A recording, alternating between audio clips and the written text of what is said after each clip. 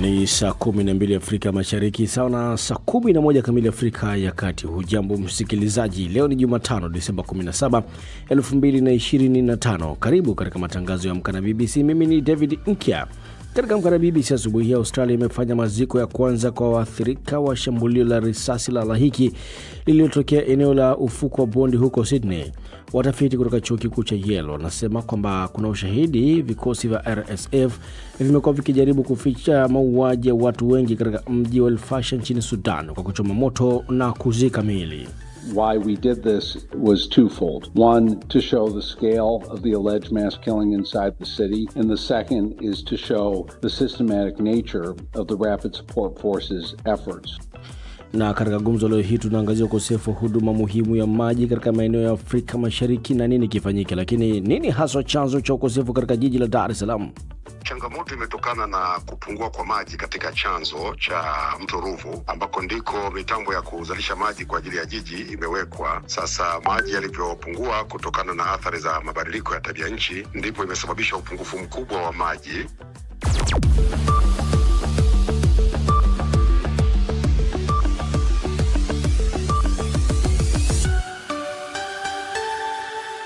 Tunayo mengi tuliokuandalia asubuhi leo msikilizaji, lakini kwanza ni muktasari wa habari na msomaji ni Sarafina Robi akiwa Nairobi. Karibu Sarafina. Asante sana Nkia. Hujambo msikilizaji na karibu.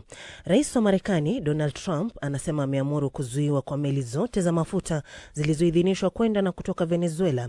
Katika mtandao wa kijamii alisema jeshi la Marekani karibu na Venezuela litaendelea kuongezeka na kuelezea kuwa serikali ya Nicolas Maduro kuwa kama shirika la kigaidi. Kauli yake inajiri siku chache baada ya vikosi vya Marekani kukamata meli ya mafuta katika visiwa vya Caribbean. Nicolas Maduro alikitaja kitendo hicho kuwa cha uharamia na ameshtumu Marekani kwa kupanga njama ya kupindua serikali yake ili kuchukua mafuta ya Venezuela. Mamia ya watu wamekusanyika katika sinagogi nchini Australia kwa maziko ya kwanza ya waathirika wa shambulio la watu wengi katika ufuko wa Bondi. Rabbi Eli Shlangla alikuwa mmoja wa watu 15 waliouawa wakati wa tamasha la Kiyahudi la Hanuka huko Sydney siku ya Jumapili. Baba mkwe wake aliongoza maziko hayo na kuitaka jamii kutoogopa kuzuru eneo hilo. Waziri mkuu wa jimbo hilo Chris Minns, ambaye ametoa wito wa kuwepo kwa sheria kali za umiliki wa bunduki, alihudhuria. Rais wa Marekani Donald Trump amepiga marufuku kamili ya kusafiri kwa nchi kadhaa zaidi kwenda Marekani. Zaidi na Esther Lombano. Raia wa Burkina Faso, Mali, Niger, Sudan Kusini, Syria na wale wanaoshikilia hati zilizotolewa na mamlaka ya Palestina watazuiwa kuingia Marekani. Ikulu ya White House imesema lengo ni kulinda usalama wa taifa na usalama wa umma. Laos na Sierra Leone, ambazo hapo awali zilikuwa na vizuizi kiasi, sasa pia hazitaondolewa kwenye sheria mpya. Marufuku hiyo inaanza kutekelezwa Januari mosi mwakani. Na China imepunguza ushuru wa agizaji wa nyama ya nguruwe kutoka Umoja wa Ulaya kuanzia hii leo. Wizara ya biashara imesema kiwango cha juu cha ushuru kwa nyama ya nguruwe ya Ulaya kitakuwa chini ya 20%, chini ya theluthi moja ya kiasi kilichowekwa mwezi Septemba. Wazalishaji wa nyama ya nguruwe ya Ulaya hasa nchini Hispania na Ufaransa wameelezea kuwa na ahueni. China ndiyo nchi inayoongoza duniani kwa kula nyama ya nguruwe. Mnamo mwaka 2024 zaidi ya nusu ya uagizaji wake wa thamani ya dola za Marekani bilioni 4.8 ulitoka Umoja wa Ulaya. Wakulima wengi wa Ulaya wanategemea sana soko la China, hasa ikiwa kwamba utumbo wa nguruwe, masikio na miguu ya nguruwe haviliwi sana katika maeneo mengine duniani. Hii ni BBC. Na muktasari wa habari za ulimwengu umesoma kwako na Sarafina Robi akiwa Nairobi. Unasikiliza Amka na BBC kutoka idhaa ya Kiswahili ya BBC kukutangazia kwenye FM, radio wa shirika na kwenye internet katika bbcswahili.com. Ukiwa Tanzania unatupata kupitia Radio 1. Kenya ni Pamoja FM. Uganda ni Radio Paidha, na iwapo upo pale DRC ategea sikio kupitia Radio Muungano Beni. Aidha unaweza kutufuatilia moja kwa moja kupitia ukurasa wetu wa Facebook wa BBC Swahili, ukaweka maoni yako na tutayasoma hapo baadaye tukipata wasaa. Msikilizaji, asubuhi leo nahodha wako ni mimi David Nkia. Karibu. Australia imefanya maziko ya kwanza kwa waathirika wa shambulio la risasi la halaiki lililotokea eneo la ufukwe wa Bondi huko Sydney. Rabbi El Shengla alikuwa miongoni mwa watu 15 waliouawa katika shambulio hilo lililolenga sherehe ya Kiyahudi ya Hanuka. Floren Kaijage na maelezo zaidi. Mamia ya waombolezaji walikusanyika katika sinagogi moja nchini Australia kuhudhuria maziko ya kwanza ya waathirika wa mauaji ya halaiki yaliyotokea katika ufukwe wa Bondi. Rabi alikuwa mhudumu katika sinagogi hilo na mkwewe ndiye aliongoza ibada ya mazishi na kutoa wito kwa jamii kutojawa na hofu ya kurejea au kutembelea eneo hilo. Waziri mkuu wa jimbo hilo Chris Minns, ambaye amekuwa akisisitiza kuimarishwa kwa sheria za umiliki wa silaha, pia alihudhuria maziko hayo. Mwandishi wa BBC Phil Messer yuko Bondi Beach. Huyu rabi amezaliwa nchini Uingereza. Alijijenga kimaisha na kujiimarisha kikamilifu ndani ya jamii ya eneo hilo. Ameacha nyumba, watoto wadogo, mke wake na mtoto mchanga. Anatajwa kama mtu mwenye uchangamfu, nguvu nyingi, mwenye wema na upendo. Na huu ni mwanzo tu wa maumivu zaidi, si kwa jamii ya Wayahudi pekee, bali pia kwa Australia kwa ujumla. Kwa masikitiko makubwa, maziko ya rabi huyu yatakuwa ya kwanza kati ya mengi yatakayofanyika katika siku zijazo. Kabla ya maziko hayo, waziri mkuu wa Australia Anthony Albanese alisema ameazimia kutokomeza chuki dhidi ya Wayahudi pamoja na misimamo mikali ya Kiislamu. Mmoja kati ya washambuliaji wawili alipigwa risasi na kuuawa na polisi katika eneo la tukio, huku mshukiwa wa pili akiendelea kushikiliwa chini ya ulinzi hospitalini. Ni Floren Kaijage. Watafiti kutoka chuo kikuu cha Yale huko Marekani wanasema kwamba kuna ushahidi wa vikosi vya Rapid Support Forces vimekuwa vikijaribu kuficha mauaji ya watu wengi katika mji wa El-Fasher nchini Sudan kwa kuchoma moto na kuzika miili. Wataalamu hao wanasema picha za satellite zinaonyesha kwamba RSF ina uwezekano wa kutupa makumi ya maelfu ya mabaki tangu ilipoteka mji huo Oktoba mwaka huu. RSF haijajibu ripoti hiyo, lakini kiongozi wake hapo awali alikiri kwa wapiganaji wake walifanya ukiukaji huko El-Fasher. Nathal Raymond anatoka katika jopo la Yale. Why we did this. Ni kwa nini tulifanya hivi? Ilikuwa kwa sababu kuu mbili. Moja, kuonyesha ukubwa wa madai ya mauaji ya watu wengi ndani ya mji. Na ya pili ni kuonyesha asili ya utaratibu wa juhudi za nguvu za kundi la RSF ili kuficha ushahidi wa kuuawa kwa watu kwa kuwachoma moto na wakati mwingine kuhamisha ushahidi. Through burning, burial and moving the piles. Kikundi hicho kimekuwa kikikabiliana na jeshi la Sudan tangu mwezi Aprili mwaka 2023 baada ya mvutano wa kugombea madaraka kati ya pande hizo mbili kuzuka na kugeuka kwa vita vya wenyewe kwa wenyewe vilivyojaa ukatili mkubwa. Umoja wa Mataifa umeelezea mgogoro huo kuwa janga baya zaidi la kibinadamu duniani kwa sasa. Baada ya kuzingira mji wa El-Fasher kwa takriban miezi 18, kikosi cha RSF kiliuteka mji huo ukiwa na ushindi mkubwa uliolisukuma jeshi la Sudan kuondoka katika ngome yake ya mwisho katika eneo kubwa la Darfur. Msikilizaji, kote duniani akili unde maarufu kama AI inabadilisha kazi na jinsi tunavyofanya kazi, lakini athari zake hazimpati kila mtu kwa usawa. Sikiliza hii. Ripoti ya hivi karibuni ya Umoja wa Mataifa imezua hofu kubwa kuhusu jinsi wanawake watakavyoathirika. Ikiwa matatizo haya hayatashughulikiwa, huenda mamilioni ya wanawake yakakumbwa na hatari ya kutengwa na ajira za siku zijazo. Taarifa ya Imam Mohamed inasimuliwa na Ahmed Bahaj. Ripoti mpya kila mwaka ya Umoja wa Mataifa iitwayo UN Gender Snapshot imesema 4.7% ya kazi za wanawake ziko katika hatari kubwa ya kufanywa na mashine, karibu 2.4% kwa wanaume. Hii inatokana na kwamba wanawake huwa wanafanya kazi katika sekta kama vile kazi za ukarani na huduma kwa wateja, kazi ambazo akili mnemba inaweza kuzifanya kwa urahisi na kuacha wanawake katika mazingira ya kupunguzwa kwa wafanyikazi. Na iwapo kazi hizi zote zitapotea, inaleta matatizo makubwa zaidi kwa wanawake na vijana ambao bado wapo shuleni au vyuoni.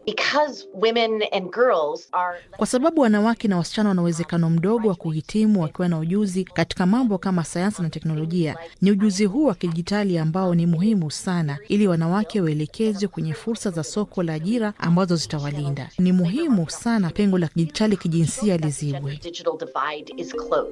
Utafiti wa chuo kikuu cha Oxford uligundua kuwa wanawake takriban milioni 320 kuliko wanaume hutumia mtandao, huku mapengo mapengo makubwa zaidi yakionekana katika maeneo ya Asia na Afrika iliyo kusini mwa jangwa la Sahara, ambapo wanawake wengi hawana simu au mtandao wa uhakika. Na bila upatikanaji huo wa msingi wa kidijitali, wanawake hawawezi kujifunza ujuzi mpya wa kiteknolojia au hata kuomba kazi ambazo AI inazitengeneza. So put simply, our research shows the fact... Utafiti wetu unaonyesha ukweli kwamba wanawake hawako mtandaoni, na hii inamaanisha kuwa hawako tayari katika nafasi ya kuweza kupata matumizi yanayoongezeka ya akili mnemba, iwe ni elimu, huduma za afya au kupata huduma za kifedha. Kwa hivyo, hili linaweza kuzidisha ukosefu wa usawa wa kijinsia. Katika sehemu nyingi za dunia, wanawake hutumia muda mwingi zaidi kwenye kazi za ulezi ambapo hawalipwi, na wana muda mchache sana wa kujifunza ujuzi wa kidijitali au kujifunza upya kwa ajili ya kazi bora zaidi. Umoja wa Mataifa unatoa wito wa serikali, waajiri na walimu kusaidia kubadilisha hali hiyo kwa kupanua fursa kwa wanawake, kuanzia mafunzo ya kidijitali hadi kufungua njia zaidi katika sayansi na teknolojia. Hiyo inajumuisha mtandao wa bei nafuu, upatikanaji bora wa kidijitali na msaada kama vile malezi ya watoto, ili wanawake wawe na muda wa kutosha wa kujifunza upya. Akili mnemba inaunda upya siku zijazo, na maamuzi yanayofanywa leo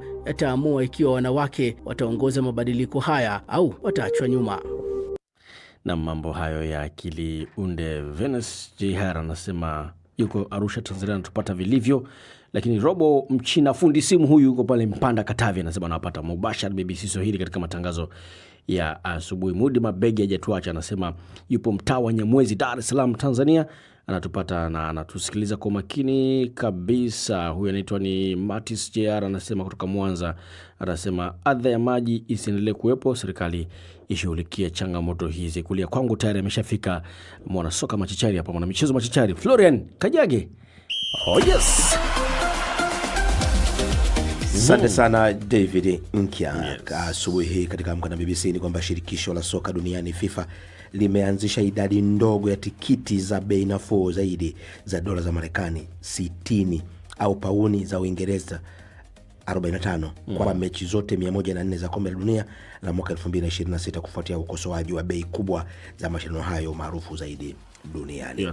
FIFA inasema bei mpya ya tikiti itapatikana kwa idadi fulani ya mashabiki waaminifu wa nchi ambazo zimefuzu kwa finali hizo. Afisa wa FIFA aliye karibu na majadiliano alisema, tumesikiliza maoni ya kitengo hiki kipya, ni jambo sahihi kufanya. Akiongeza uamuzi huo ulikuwa wa kauli moja. Kombe la soka la dunia lililoanzishwa mwaka 1930, mara hii finali zake zinafanyika Marekani, Mexico na Canada kwa mwaka 2026 ambayo itakuwa katikati mwaka huo. Kocha mkuu wa kikosi cha Chelsea huko England, Enzo Maresca, amesisitiza kuwa ana furaha katika klabu hiyo na anapenda zaidi wachezaji. Siku chache tu baada ya kusema kuwa alipitia saa 48 mbaya zaidi za kipindi chake cha ukocha klabuni hapo. Raia huyo Italia ametoa kauli hiyo baada ya kutinga hatua ya nusu finali ya kombe la ligi maarufu Carabao kwa ushindi wa 3-1 dhidi ya Cardiff usiku wa kuamkia hii leo. Magoli mawili ya Alejandro Garnacho na moja la Pedro Neto yalitosha kuivusha Chelsea. Michezo mingine ya miwili ya EFL kati ya Manchester City na Newcastle na Fulham inapigwa hii leo. Manchester inacheza na Brentford leo usiku.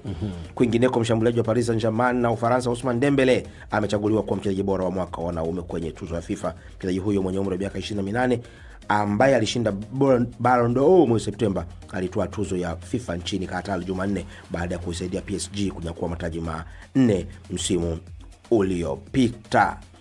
Na katika raga au rugby ni kwamba nahodha wa zamani wa timu ya wanawake ya raga ya Afrika Kusini Rusanda Dumke amefariki dunia akiwa na umri wa miaka 29 baada ya kugunduka kuwa na saratani ya tumbo inayotajwa kuwa ni nadra watu kuugua ugonjwa huo.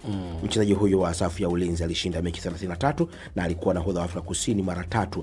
Pia aliwahi kuwa nahodha wa timu ya Bulldogs na kuiongoza kutoa mataji 3 mfululizo ya ligi kuu ya kitaifa huko Afrika Kusini. Mamaliza namna hiyo?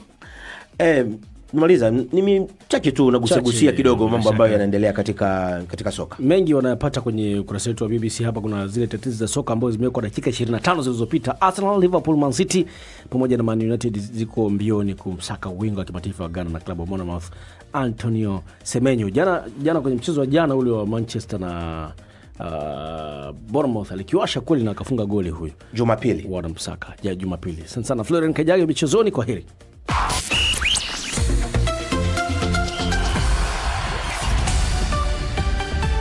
Unaendelea kusikiliza idhaa ya Kiswahili ya BBC. Habari kuu asubuhi hii: Australia imefanya maziko ya kwanza kwa waathirika wa shambulio la risasi la halaiki lililotokea eneo la ufukwe wa Bondi huko Sydney. Watafiti kutoka chuo kikuu cha Yale wanasema kuna ushahidi kwamba vikosi vya RSF vimekuwa vikijaribu kuficha mauaji ya watu wengi katika mji wa El Fasher nchini Sudan kwa kuchoma moto na kuzika miili. Na katika gumzo leo hii tunaangazia ukosefu wa huduma muhimu ya maji katika maeneo ya Afrika Mashariki na nini haswa kifanyike. Hii ni BBC.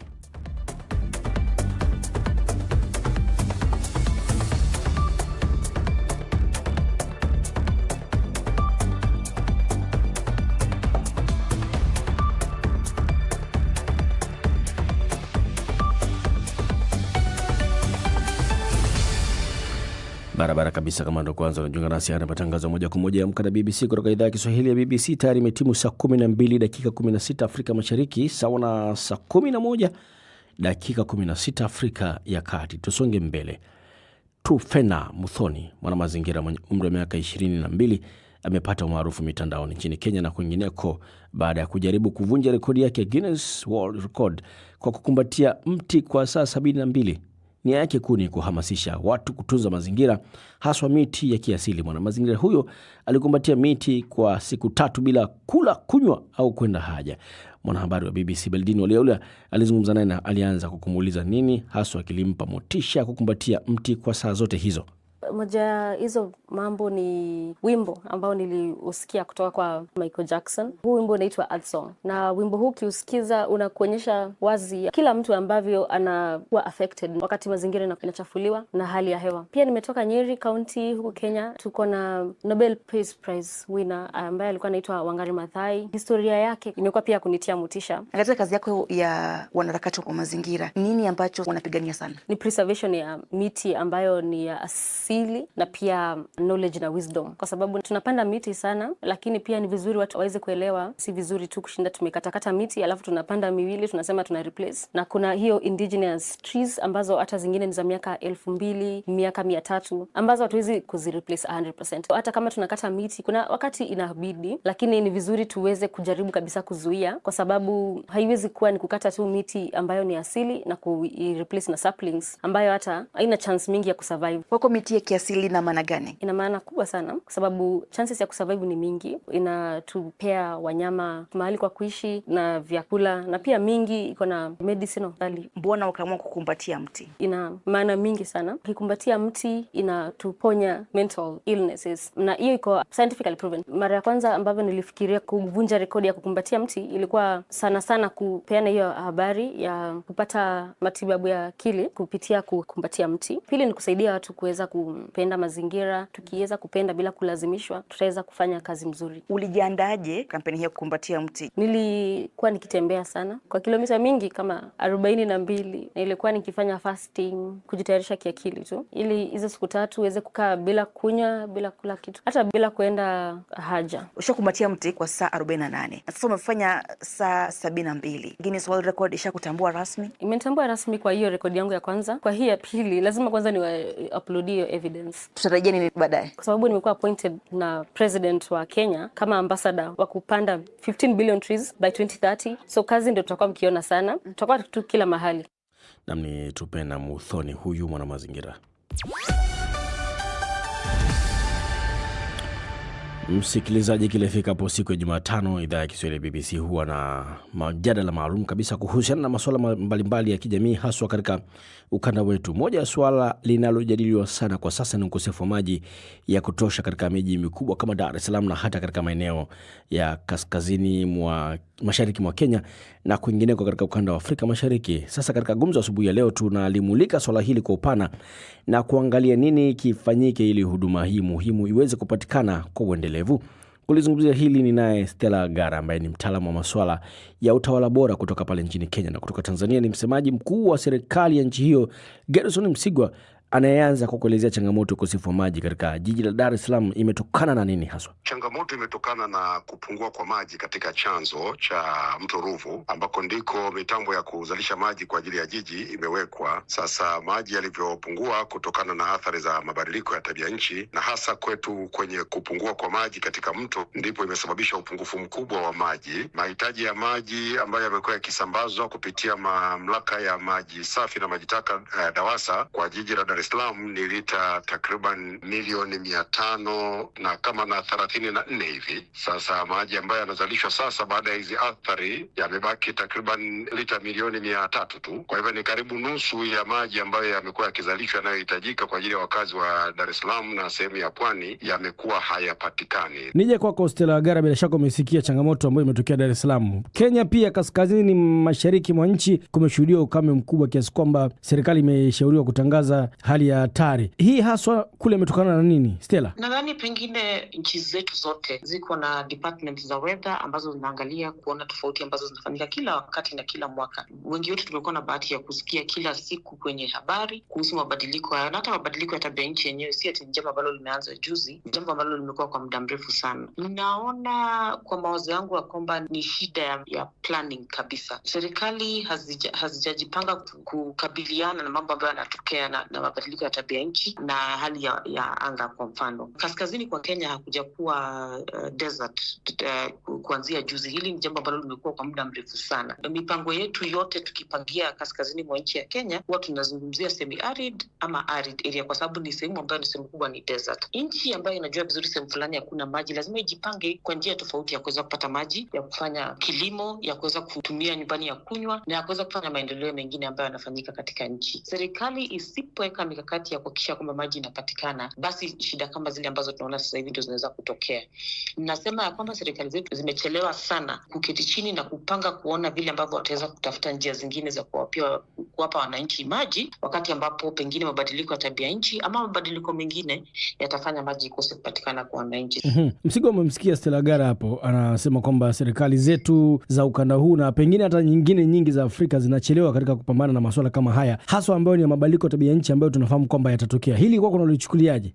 Inawezekana Tanzania ikawa tofauti kidogo na Kenya kama anavyosema Stella. Labda mimi nizungumzie upande wa Tanzania au huku kuna sababu nyingi zilizotufikisha hapa. La kwanza sio kwamba serikali ilikuwa haijui juu ya hizi athari. Serikali ilikuwa inafahamu na tahadhari kubwa zimechukuliwa, lakini kwanza kumetokea mambo ambayo yamesababishwa nje ya sababu za mabadiliko ya tabia nchi. Ni matumizi ya maji ya mto Ruvu ambayo yameongezeka sana kwenda kwenye mahitaji mengine. Hili ongezeko limetokea katika siku za karibuni tofauti na ilivyokuwa kwenye matarajio, ambayo sisi kama nchi tulikuwa tumeona kwamba huko tunakokwenda tutahitaji vyanzo mbadala, na ndio maana kuna mradi mkubwa wa Kidunda hapa ambao umebuniwa miaka mingi iliyopita, zaidi ya miaka 15 iliyopita, na umekuwa katika tafiti, maandalizi ya kupata fedha na kila kitu, na hatimaye sasa umeanza kutekelezwa. Hivi ninavyozungumza nawe David, huu mradi uko 40% na unatarajiwa mpaka mwezi Disemba mwakani 2026 utakuwa umekamilika. Ni mradi ambao utatuwezesha kukusanya maji mengi, takriban lita bilioni 190 katika bwawa hilo la Kidunda, na maji haya sasa yatapelekwa katika mitambo yetu ya Ruvu ya kuchakata maji kwa ajili ya kwenda kutumiwa na wakazi wa Dar es Salaam na sehemu ya pwani. Agara, hebu tuambie ni kwa namna gani serikali zetu sasa zina wajibu wa kuhakikisha kwamba huduma hizi muhimu za kijamii zinawafikia raia wake, ikilinganishwa kwamba raia hawa vile vile wanalipa kodi kuhakikisha kwamba huduma hizi zinawafikia? Wananchi wote wanalipa kodi, maji iwepo isiwepo. Kama sasa wanapokosa maji bado wanalipa kodi. Hakuna yote ambaye ameambiwa aache kulipa kodi kwa sababu hakuna maji. Kwa hivyo ni jambo la kusikitisha sana, kwanza kujua kwamba serikali ziko na ujuzi wa kuweza kupata information kuhusu supply ya maji, supply ya zile services zingine zote ambazo wanafaa kupatia wananchi. Wako na ujuzi, nchi iko na watu wangapi, wako na ujuzi zile businesses ambazo zinafanywa na wananchi, na wameshindwa kuketi chini kubuni njia za kuhakikisha kwamba wananchi waweze kupata maji. Tuna nchi ambazo pengine ni desert, kwa mfano kama nchi ya Israeli ambayo imeweza kujipanga bila maji na kuhakikisha kwamba bado wako na kilimo na watu wao wanaweza kupata maji. Tofauti kati yao ni nini? Sote tulibarikiwa na akili, sote tulibarikiwa na nchi ambazo zinaweza kutoa mazao. Kile ambacho kimebaki ni kujipanga na kutumia akili zetu kuhakikisha kwamba hata kama mabadiliko yanakuja, hata kama mtu unaenda kukauka, hata kama kwa mfano pengine weather imebadilika, tunahakikisha kwamba tunajipanga vilivyo kuwasitiri wananchi ili wasiweze kuteseka wakati huo, na kuhakikisha kwamba kama hakutakuwa na maji ya kutosha, ile ambayo iko inagawanywa kwa njia ambayo wananchi wote wataweza kupata ya kutosha angalau. Msigo amezungumzia hapo kwamba kuna hatua ambazo mnazichukua sasa kuhakikisha kwamba tatizo hili linakwisha mara moja. Mnatumia mbinu kutoka nchi ambazo zimeendelea, ambazo tunaona kwamba licha kwamba ziko katika maeneo ambayo labda maji ni adimu kupatikana, lakini bado kumekuwa hakuna shida ya maji. Swala kama teknolojia teknolojia na mambo mengine kama hayo? Kwanza nakubaliana na Stella kwamba nchi zetu zinayo mengi ya kujifunza kutoka kwa wenzetu ambao tayari wameweza kukabiliana na sehemu kubwa ya changamoto zinazowakabili. Sio la maji tu, mambo mengi, usafiri, barabara, teknolojia na ujuzi. Lakini pia ni vizuri pia kukubali kwamba ukichukua leo Tanzania au Kenya ukaifananisha na Israeli, nadhani utakuwa ufanye uwiano sawa. Muhimu ni kwamba nchi zetu tayari zinachukua hatua, na mimi niko hapa kuzungumzia hatua ambazo zinachukuliwa na Tanzania. Lakini pia ni vizuri pia Stella, kwa sababu mchango wake umekuwa kidogo mgumu, kwamba nchi pengine serikali hazinashindwa kung'amua mahitaji ya watu. Mimi nadhani mwelekeo uwe ni kwamba ni lazima pia tujue kwamba nchi zetu bado ni nchi ambazo ziko kwenye hatua za kuendelea. Sisi kwa mfano, uchumi wetu sasa hivi ni wakati wa kima cha chini, lakini nchi nyingi za Afrika ni nchi ambazo ni maskini, bado zina kipato kidogo, rasilimali ni chache, mahitaji ni mengi. Agara Msigo amezungumza hapo kwamba Afrika ina changamoto lukuki ambazo bila shaka zote zinahitaji fedha na rasilimali bado ni ndogo. Afrika ifanye nini ili kuhakikisha kwamba licha ya kwamba ina uchachu wa fedha na mambo mengine kama hayo, lakini huduma muhimu za msingi kwa binadamu ziweze kutokea? Tukijiuliza maswali kuhusu kule ambako fedha za nchi za Afrika zinaenda, tutaweza kuelewa kwa nini Afrika kuna zile shida ambazo inazo. Ukiangalia kwa mfano, uangalie zile fedha ambazo tunapoteza katika ufisadi, utagundua kwamba bara la Afrika liko na fedha za kutosha kuweza kukimu wananchi wa bara la Afrika waweze kupata madawa, waweze kupata afya, waweze kupata maji na kadhalika. Tukiacha kufuja mali ya serikali katika njia za ufisadi na uhalifu ambao umezidi katika serikali zote za Afrika, tutaweza kupata pesa za kuwakimu wananchi wetu. Msigo, hebu tuambie kwa ufupi kabisa hii hoja ya kwamba baadhi ya serikali za Afrika zimekuwa fisadi kiasi kwamba zimeshindwa kusambaza huduma muhimu za kijamii kwa wananchi wake. Nadhani hizi ni tuhuma nzito ambazo pengine zitahitaji uthibitisho, na pengine ni vizuri jambo hilo likaangaliwa kwa nchi na nchi. Sasa labda mimi nizungumzie Tanzania. Sisi kwetu fedha zinazoelekezwa kwenye huduma za maji ni fedha zinazowekewa usimamizi wa karibu sana. Si rahisi kuzifanyia ufisadi na ufisadi huo usijulikane, kwa sababu fedha za umma zinapokwenda kwenye miradi uko utaratibu wa ukaguzi, na miradi inapotangazwa na inakwenda inafanyika katika mchakato wa wazi, na wakati wote ripoti za wakaguzi zinaonyesha namna ambavyo rasilimali za nchi zimetumika, na pale ambapo kuna matumizi mabaya inabainika. Kwa hiyo nataka kusema kwamba pengine ni tuhuma nzito na zina ujumla wa kupitiliza, pengine zinatakiwa ziangaliwe kwa nchi na nchi. Lakini kwetu Tanzania ni sehemu ambayo rasilimali fedha inapoelekezwa kwenye maji zimeelekezwa na tumeona matokeo makubwa, na ndio maana tunajivunia kwenda kwenye 85% vijijini na 95% mjini, kwa maana kwamba ndani ya muda mfupi ujao tutakuwa tumemaliza kabisa matatizo ya maji kwenye nchi yetu. Namni Gerson Msigo, huyo msemaji mkuu wa serikali ya Tanzania, samabane Stella Agara, mtaalamu wa masuala ya utawala bora, katika gumzo asubuhi ya leo. Ni kukaribisha kwenye ukurasa wetu wa BBC hapa ama tovuti yetu hiyo. Na mgambo wa RSF wanaficha mauaji ya halaiki huko El Fasher. Taarifa hii ya watafiti vita pale uweza kusoma kwa urefu zaidi. Amka na BBC Jumatano ya leo haina la ziada. Mhariri amekuwa ni Florian Kaijage. Habari imesoma kwako na Sarafina Robi. Fundi mitambo Dar es Salaam ni Esther Lombano, pale Nairobi ni David Kinyanjui. Saa 12:30 jioni ni Dira Dunia Radio. Mimi ni Nkia David Nkia, nikutakia siku njema, kwa heri.